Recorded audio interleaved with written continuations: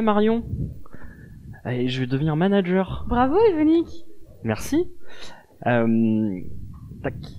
J'ai le bouquin The Manager Pass qui traîne depuis hyper longtemps dans la bibliothèque. Je crois qu'il serait vraiment temps que je le lise. Tu sais quoi, je crois que le mien aussi prend la poussière. Ça te dirait qu'on le lise ensemble? Ah. Et même mieux, on pourrait faire un book club. C'est quoi un book club? Un book club, c'est un groupe de personnes qui se réunissent régulièrement et qui parlent d'un chapitre d'un livre qu'ils ont lu en commun. C'est partage d'expérience garanti. Ouais, mais j'ai des collègues, je suis sûr qu'ils seraient hyper intéressés par ça. Bah parfait, t'as qu'à proposer à 2 personnes, je propose à 2 personnes, et puis on le lance ce book club. Yes. Eh ben, bienvenue tout le monde. C'est comme ça que Marion m'a fait découvrir le concept de book club. Je suis Yvonique Frein et je suis développeur chez Pix. Et je suis Marion Valentin, je suis engineering manager chez BAM. On est aussi tous les deux organisateurs du Meetup Node.js. Et alors en préparant ce talk, on s'est rendu compte que finalement les book clubs c'était plutôt à la mode. C'est plutôt à la mode et en même temps, j'ai quand même pas mal de personnes dans mon entourage qui ont du mal à lire, qui n'ont pas pris l'habitude de lire. Et j'avoue que j'ai longtemps fait partie de ce groupe de personnes. J'ai arrêté de lire pendant le lycée à cause d'un trop plein de lectures imposées. Et en rentrant dans le monde professionnel, je me suis remotivée à lire parce que je me suis rendu compte que c'était vraiment un univers génial. Notamment, c'est dans les livres qu'on trouve le meilleur contenu, le contenu le plus pointu, parce que ça nécessite de travailler une réflexion particulière quand on écrit un livre. Et je me suis aussi rendu compte que quand je lisais, c'était une activité qui me permettait de me laisser du temps pour la réflexion. Donc je pouvais arrêter ma lecture et laisser vaquer mes idées et vraiment me forger mon propre avis, ce qui est moins le cas quand je regarde une vidéo par exemple. J'ai aussi commencé à écrire des articles de blog et je me suis rendu compte que m'inspirer d'autres auteurs, aller lire d'autres styles différents, ça m'aidait à trouver mon propre style et à trouver des inspirations. Donc ce qui m'a sauvée, c'est de lire petit à petit, quelques minutes par jour. Et autre chose qui m'a beaucoup motivée aussi à lire, c'est les book clubs. Donc ça y est, vous êtes convaincus que la lecture c'est super, vous avez envie de vous y mettre. Donc on va rentrer un petit peu plus dans les détails du book club. Et on va commencer par une première étape et non des moindres, ça va être de choisir votre livre. Donc nous on va se concentrer plutôt sur des book clubs en environnement professionnel, donc dans le cadre de votre entreprise, donc pas des romans, etc. Donc l'idée ça va être de choisir un livre qui va être utile dans votre quotidien, donc plutôt sur un sujet que vous avez envie de découvrir ou sur un sujet que vous avez envie d'approfondir. Je vais vous parler un petit peu du premier livre que j'ai choisi pour faire un book club chez Pix après celui qu'on a fait sur The Manager Pass avec Marion. En fait on voudrait se mettre à DDD chez Pix. Et on s'est dit allez on va lire le livre qui fait référence, on va lire le Red Book. Pour ceux qui connaissent pas le Red Book, c'est un livre, il fait 650 pages, il est en anglais, il est un petit peu dur à lire dans son style, et donc vous allez voir que ça pose plein de problèmes, notamment nous ce qu'on aime bien c'est découper le livre en petites unités de lecture, histoire qu'on ait entre une demi-heure et 1 heure de lecture par semaine dont on va discuter après. C'était difficile parce qu'il y a des chapitres qui font 80 pages. Il est en anglais. C'est important de connaître aussi votre audience. Si les gens n'ont pas l'habitude de lire en anglais, ça va réduire drastiquement le nombre de pages que vous allez lire par semaine. Donc là, un chapitre de 80 pages, très clairement, il va falloir le redécouper. Et on s'est rendu compte en fait que on avait un rythme à peu près de 15 pages par semaine, donc on allait mettre plus d'1 an à le lire, le livre. Et nous, avec Marion, ce qu'on aime bien dans le book club, c'est de se dire en 3 mois, on a lu un livre en fait en groupe. Voilà, parce que c'est motivant en fait d'avoir une échéance à court terme. Et finalement, il y avait un dernier point aussi qui posait problème avec ce livre-là, c'est que je pense qu'il doit être imprimé quasi à la demande et il coûte très cher, il coûte une 50aine d'euros. Donc pareil, ça met une barrière à l'entrée du book club, faut être prêt à débourser une 50aine d'euros. Donc voilà, des petits écueils que j'ai pu rencontrer. Alors après, comment est-ce qu'on choisit son livre? Ça va dépendre. Si vous avez un groupe fixe de personnes avec qui vous lisez, ça peut être intéressant d'avoir une espèce de petite to-do list et de voter et puis de prendre le livre qui a le plus haut vote à lire. Si par contre vous n'avez pas de groupe de personnes avec qui vous voulez lire, tout simplement arriver le matin, je voudrais lire ce livre-là, un livre que vous avez envie de lire, et dire qui même me suivent quoi. Voilà. C'est tout pour le livre. C'est déjà pas mal, mais le plus important dans le book club, c'est le groupe, c'est ce qui change d'une lecture en communauté, d'une lecture individuelle. Donc c'est vraiment le secret du book club, d'un book club réussi, c'est son groupe. Avoir un bon groupe, ça permet premièrement, comme je vous disais avant, de se motiver à lire. Quand il y a Alice qui vous attend jeudi à midi pour discuter de tel chapitre, de tel livre, ben vous êtes bien obligé de le lire et vous allez vous y mettre plus facilement que si personne vous attendait. Et un autre avantage de lire à plusieurs, c'est de créer du lien en dehors du travail, en dehors d'un cadre professionnel plus classique. Et ça, c'est super intéressant si vous voulez mieux connaître vos collègues, mieux vous intégrer dans l'entreprise. Autre chose aussi géniale, c'est de pouvoir prendre plus de recul, avoir différents avis. Que si vous avez lu le livre tout seul ou vous faites vos propres avis, mais sans forcément plus de billes ou plus d'expérience.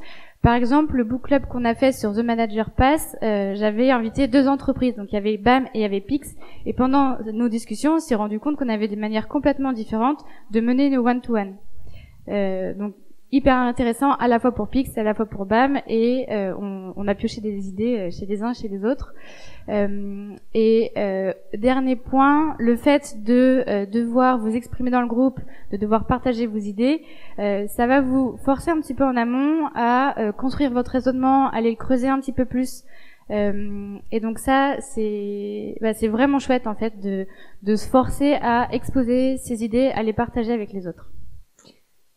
Ok, donc vous avez votre livre, vous avez votre groupe, sauf qu'on reste des petites communautés humaines, il va falloir un petit ensemble de règles pour être sûr que tout ça se passe bien, dans la bonne humeur et que tout le monde puisse en tirer un maximum possible. La première règle, c'est que tout le monde est bienvenu. En fait, comme disait Marion, si vous voulez des avis divergents ou différents des vôtres, va falloir être prêt à accueillir tout le monde. Je pense par exemple, nous là, après l'échec du Red Book, on s'est dit allez, on va lire DDD vite fait, donc qui est en français, qui est beaucoup plus petit. Et du coup, on avait quelqu'un de l'équipe support qui avait envie de le lire avec nous. Alors, c'était pas forcément la cible du livre, mais on accueille cette personne parce qu'elle va peut-être nous apporter une vision différente sur le livre que nous, on n'aurait pas eu. Règle très importante ensuite, c'est on suit le rythme de lecture du groupe. Tout le monde lit à une vitesse différente. C'est comme ça. Mais là, il va falloir se forcer un petit peu pour rentrer dans le moule, parce que si par exemple on vient et qu'on n'a pas fini de lire le chapitre, les autres vont passer le temps de discussion au lieu de confronter nos idées, essayer de rentrer dans le dur des choses, à raconter ce que la personne a raté. Et à contrario, les personnes qui lisent très très vite et qui vont avoir envie de lire plein de chapitres en avance, ils vont pas faire exprès, mais dans les discussions, ils vont avoir envie de parler de ce qu'ils ont lu après, et du coup forcément ça spoil les autres. Mais en plus de ça, c'est la même chose. La personne va passer son temps à expliquer ce que les autres n'ont pas lu. Et le dernier point, par rapport à la lecture, c'est si on lit pas, on vient pas. Or nous, on est un petit peu dur avec Marion sur cette règle-là, mais pour nous, c'est un petit peu une question de respect. C'est-à-dire que les autres ont investi un effort dans leur semaine de lire le livre, etc. Ce serait dommage de bénéficier des bienfaits sans avoir investi le même effort que les autres personnes du groupe. Voilà. Ensuite, on est réellement présent. Il y a Alice qui en parlait hier dans son talk sur les post-mortem. Là, c'est pareil, en fait. On est dans un contexte d'entreprise. Peut-être que vous allez même le faire dans une salle de réunion de votre boîte. Vous allez peut-être tenter de ramener votre laptop ou votre téléphone. Et puis, en fait, on fait pas exprès. Il y a une notification qui passe, un mail, etc. Puis, on rate ce qu'une personne est en train de dire. Donc, non, là, on est tous présents. On profite de ce moment de convivialité avec les autres. Être présent, ça va aussi avec l'écoute. Donc pour que les discussions se passent bien, il faut qu'on laisse parler les autres, il faut qu'on les écoute. Et quand je parle d'écouter, c'est pas être en train de se dire ah, la personne a commencé à dire ça, je réfléchis dans ma tête à qu'est-ce que je vais lui répondre. Non, on écoute en entier pour que les discussions soient pertinentes et qu'on évite de tourner en rond au cours de la séance. Petit point sur le groupe. Nous, on pense que c'est pas mal si vous avez entre 4 et 8 personnes. En dessous de 4, c'est dommage parce que les discussions vont avoir tendance à s'essouffler et à retomber rapidement. Et au-dessus de 8, ça va être difficile de donner la parole à tout le monde pendant la session. Et alors, prenez en compte aussi les absences, parce que c'est la vie, hein, des fois on peut pas venir. Donc si vous êtes 4, vous allez risquer de vous trouver très souvent que à 3 personnes.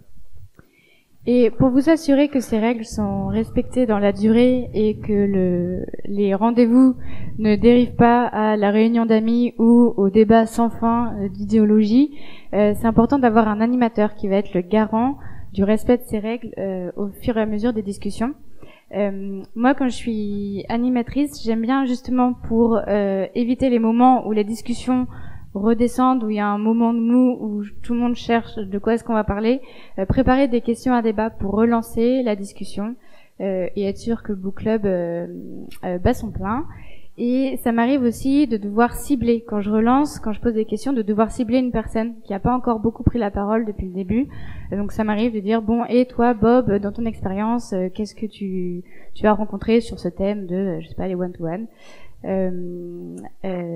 Voilà. Et effectivement, pour l'instant, j'ai pas trouvé le moyen de faire plusieurs choses en même temps. Donc, quand je suis animatrice, je ne suis que animatrice. Je prends pas part au débat et à la discussion pour être vraiment concentrée et avoir les règles en tête.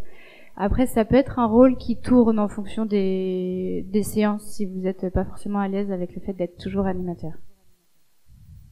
Ok, donc là on a parlé du rôle d'animateur ou d'animatrice. Il y a un rôle peut-être un petit peu plus évident, mais dont on va parler quand même, c'est celui de participant ou participante.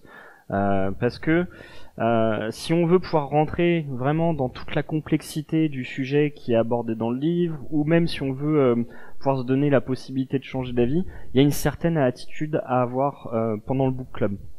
Donc on va venir avec un état d'esprit ouvert. Donc ça va avec l'écoute dont on parlait tout à l'heure, pour être capable de remettre en question son analyse de sa lecture en fait du livre. Le deuxième point, c'est de préparer ses idées. Marion, elle en parlait tout à l'heure d'arriver à vraiment bien s'exprimer. Ça passe par avoir une lecture dite active. En fait, lecture passive, c'est juste je lis le livre comme ça. Là, l'idée, c'est de se prendre peut-être un petit bout de papier à côté, écrire, dessiner, peu importe la technique qui marche le mieux pour vous, mais pour arriver le jour J avec vos idées bien en place par rapport à ce que vous avez pensé de la lecture. Finalement, c'est bien. Il y a une émulsion, on va avoir des idées pendant la discussion, mais il faut pas que ça s'arrête là. Le but du book club, c'est d'arriver à changer son quotidien, de faire en sorte que on arrive à transformer et à s'améliorer. Donc pour ça, il faut arriver à transformer ses idées en action. Donc le lendemain du book club, on se dit ça j'ai vraiment bien aimé, je pense que mes one-to-one seraient mieux comme ça. Paf, on essaye des choses par rapport à notre lecture. Donc là c'est encore cool, mais il y a encore un stade mieux, c'est le fait qu'on ait un groupe et le fait de tirer de la richesse. Là par exemple, on récupère des idées et après on met en place. Le juste retour des choses, c'est on a mis quelque chose en place, ça a marché, ça a pas marché, mais il faut qu'on le rapporte au groupe, il faut qu'on vienne dire ça j'ai bien aimé, c'est cool, tu devrais essayer aussi, pour faire en sorte que tout le monde tire vraiment parti de ces discussions. Il y a un petit point aussi qui est important, c'est que les participants ou participantes souvent me font la remarque que ouais, mais on parle pas de tout ce qu'il y a dans le livre. En fait, pour moi le livre il est juste une trame qui va générer les discussions, donc c'est important qu'on reste dans cette trame là, mais pour autant c'est pas grave si on n'est pas exhaustif dans les discussions. Donc pour récapituler, la recette d'un book club réussi, première étape, de choisir le livre. Un livre qui n'est pas trop conséquent, qui est découpé en chapitres pour vous simplifier ensuite la tâche d'organiser les séances. Deuxième étape, d'inviter les participants, donc entre 4 et 8, pour avoir des discussions qui sont quand même riches, qui sont à débat. Ensuite, caler un rendez-vous régulier de rencontre. Une demi-heure ou une heure toutes les semaines, c'est bien de garder un rythme, de ne pas garder trop de temps entre les rencontres. Et puis, le nerf de la guerre, de planifier l'agenda de lecture. Donc là, ça va être le moment de découper le livre en sections de 30 à 50 pages, avec des dates à lire, enfin des dates auxquelles lire ces chapitres et auxquelles vous allez discuter de ces chapitres-là. Ensuite, vous assurez que tous les participants connaissent les règles et sont prêts à les respecter. Je vous conseille d'animer les premières réunions pour vous assurer que tout le monde ait bien compris l'esprit du book club, tout le monde arrive à respecter les règles dans les faits et prenne ses marques. Une chose qui marche bien aussi, c'est de partager un moment convivial en amont du book club pour créer des liens de confiance entre les participants et que tout le monde, ensuite, pendant les réunions, arrive à prendre la parole et soit à l'aise dans le groupe. Donc normalement, avec ces étapes-là, vous êtes capable de créer votre propre book club dès demain. Et donc on arrive sur la fin, on voulait vous donner une petite ouverture. En préparant le talk, on s'est dit avec Marion que finalement, le format il peut s'adapter à n'importe quoi. C'est-à-dire si votre équipe elle aime pas la lecture, en fait, c'est pas son truc, et ben c'est pas grave, vous pouvez très bien regarder une conf chacun de votre côté et vous retrouver toutes les semaines pour en discuter, un podcast, une formation, n'importe quoi. Je pense que ça marchera bien aussi. Puis comme on le disait avec Marion, on est manager.